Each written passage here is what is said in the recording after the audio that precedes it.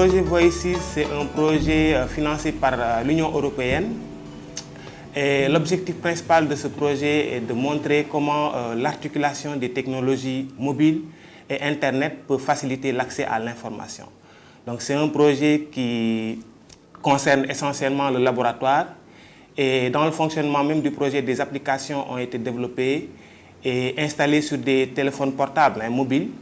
Et c'est avec ces outils-là que les techniciens de laboratoire travaillent pour utiliser les différentes applications, les différents services que le projet leur propose. La notification peut se faire de deux manières pour ce qui concerne l'application surveillance épidémiologique. D'abord, il peut notifier par SMS. Il y a d'autres applications qui ont été développées, notamment des applications pédagogiques. Donc pour les applications pédagogiques, il y a deux sous-applications, si je peux m'exprimer ainsi. Il y a d'abord une application qu'on appelle Quiz. Donc là, c'est une application qui permet aux techniciens d'interagir, si vous voulez, avec la plateforme. Donc la plateforme lui pose des questions et le technicien répond. Donc c'est une sorte en fait, de QCM. Donc chaque mois, l'équipe du niveau central, l'équipe de la direction des laboratoires balance donc, sur la plateforme une information qu'on appelle information du mois. Cette information peut concerner une actualité du système sanitaire qui est en cours ou bien juste une information que la direction vous porte à la connaissance des techniciens. Donc là aussi, le technicien appelle la plateforme, il y a toujours un numéro dédié à cela. Le technicien appelle la plateforme et donc il peut avoir accès à cette information. Alors, je dois peut-être préciser qu'à chaque fois qu'une information est placée et balancée sur la plateforme, le technicien reçoit automatiquement un SMS sur son téléphone portable qui lui dit qu'en fait, il y a une nouvelle information qui est disponible sur la plateforme. Alors, la dernière application qui a été développée, c'est une application qu'on appelle application assistance technique. Donc, cette application, justement, donne la possibilité aux techniciens de pouvoir appeler toujours le serveur, appeler le serveur et donc interagir avec le serveur. Donc, il appelle le serveur, pose une question et cette question est ensuite exploitée. Donc, l'équipe du niveau central va prendre cette question, va la traiter et c'est une question qui va être posée à une personne ressource et cette personne ressource souvent est une personne qui est un spécialiste en la matière. Alors, cette application a deux composantes. Une composante SMS, widget, et une composante vocale. Donc, ça veut dire que le technicien peut notifier par SMS ou bien par la voix, donc en appelant le serveur. Alors, pour le SMS, c'est simple. Alors, l'application est installée sur le bureau. Donc, Voices, je ne sais pas si vous voyez, donc le technicien doit juste appuyer dessus. Et une fois qu'il appuie dessus, il a cette page qui apparaît, qui lui demande un mot de passe. Donc, c'est un mot de passe qu'ils ont tous. Donc, c'est un mot de passe qui va saisir.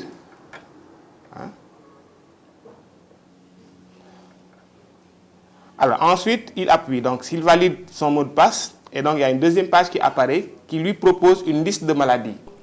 On lui propose donc ces possibilités. Soit il coche choléra, soit il coche shigellose, soit il coche méningite, ou bien il coche aucun cas à déclarer. Donc, si le technicien a un cas de choléra à notifier, bien sûr, il coche sur choléra, ou shigellose, ou méningite.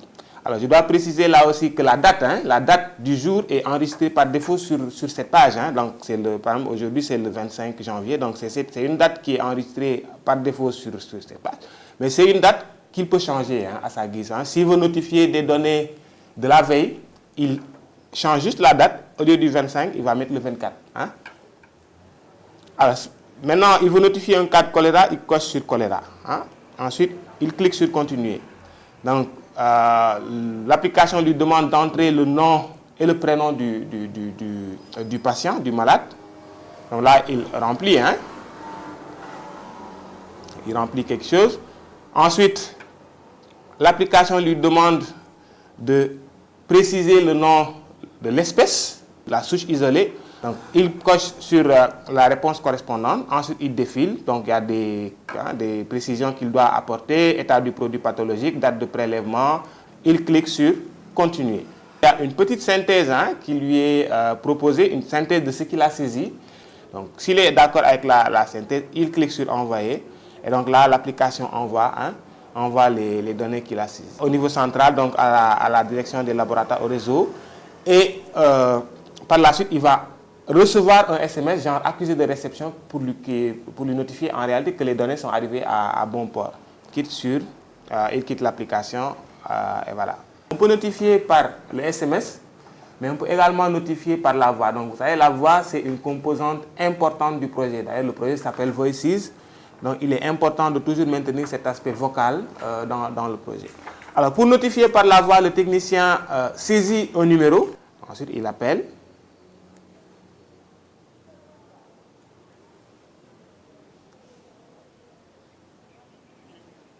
Surveillance épidémiologique du RNL. Bonjour laboratoire Lamindia. Veuillez composer votre code confidentiel et terminer par dièse. Pour déclarer que vous n'avez pas de cas confirmé aujourd'hui, tapez 0. Sinon pour le choléra, tapez 1. Pour la shigellose, tapez 2. Pour la méningite, tapez 3. Donc déclaration d'un cas de choléra, donc on va taper sur 1. Déclaration d'un cas de choléra, vous allez prononcer le prénom et le nom du patient concerné. Parlez après le bip et terminez par dièse. Moussa Diallo. Cela donne Moussa Diallo. Prélèvement fait aujourd'hui, donc dièse. prélèvement fait aujourd'hui, le vendredi 25 janvier. Si le prélèvement a été reçu aujourd'hui, tapez dièse. Sinon, indiquez la date en tapant les 2 chiffres du jour, suivi des 2 chiffres du mois et terminez par dièse. Tape sur dièse. Réception et labo, le vendredi 25 janvier. Prélèvement Quel est reçu l'état du aujourd'hui. produit pathologique? En bon état, tapez 1. En mauvais état, tapez 2. Un prélèvement en bon état. Produit en bon état. Les informations concernant le patient Moussa Diallo. sont enregistrées. Pour revenir en arrière, tapez étoile. Sinon, pour les transmettre au réseau, tapez dièse.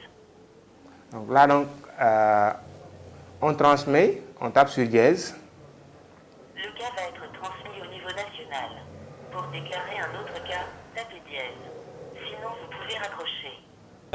La suite, parce qu'en réalité, le projet pilote va prendre fin d'ici fin juin. Nous ne voulons vraiment pas que tout ce qui a été développé ne soit pas, je veux dire, utilisé après la fin du projet. Donc nous sommes en train vraiment de voir dans quelle mesure nous pourrons assurer la pérennité de Voices. Et donc là vraiment des démarches sont en train d'être faites. Nous sommes très regardants donc sur l'aspect vraiment pérennisation du projet. Donc d'ici quelques mois nous aurons une réunion avec tous les partenaires. Et l'objet de cette réunion sera justement de bien discuter de cela et de voir vraiment dans quelle mesure on pourra vraiment assurer la pérennité de Voices. Alors vraiment, c'est l'occasion de remercier vivement nos partenaires avec lesquels vraiment on travaille dans ce projet. Nos partenaires d'Orange, nos partenaires de l'ESMT également, qui développent les applications.